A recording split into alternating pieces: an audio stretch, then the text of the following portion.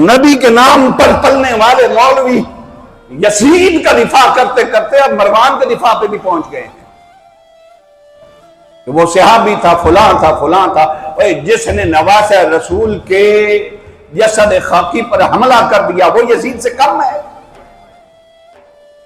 یزید نے امام علی مقام کو قتل کروایا اور اس مروان بن حکم نے شہادت کے بعد امام حسن مجتبی کے جنازے پہ تیر چلائے. فرق کیا ہے؟ کوئی مجھے بتائے تو صحیح.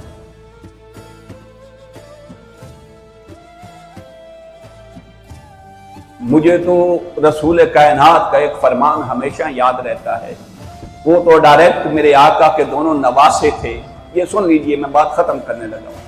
میرے آقا نے فرمایا قیامت تک میری اولاد میں سے یعنی سادات میں سے کوئی آپ سے قرض مانگے اور پھر وہ قرض واپس کرنے کی اس کے پاس گنجائش نہ ہو تو میرے آقا نے فرمایا اس میرے بیٹے کو شرمسار نہ کرنا، قیامت کے دن اس کا قرض میں ادا کروں.